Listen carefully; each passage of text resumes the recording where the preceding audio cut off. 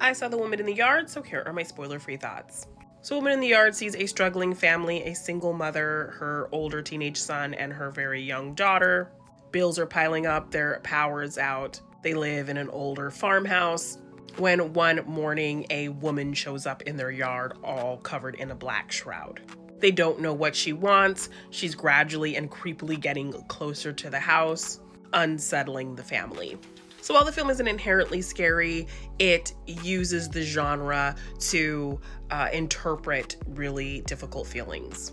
I would give a bit of a trigger warning for this film if you deal with kind of self-harm type feelings, but I think it does find a really interesting way to depict this struggle.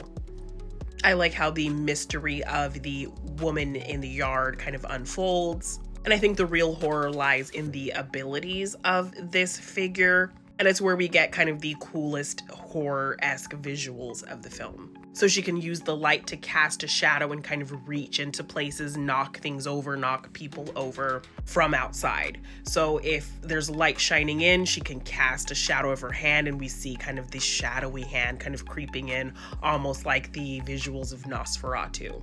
And we see her knocking things off tables, trying to grab characters and all of that thing. So there's a lot of great usages of light and dark and those kinds of things.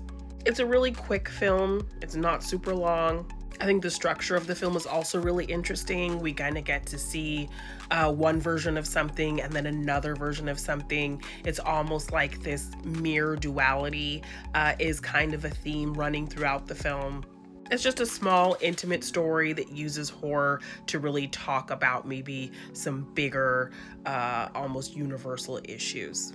The feelings it gets into are really raw and real and honest and gray and a little bit messy, and so I really respect it for delving into kind of these darker things that people feel that maybe they don't want to say or are kind of afraid to say. Danielle Detweiler is great as the mother in this film. We learn just how much she's going through and how she kind of has to feel like she has to mask that for her children.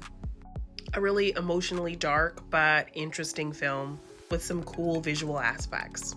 If that sounds like something you might be into, I definitely recommend.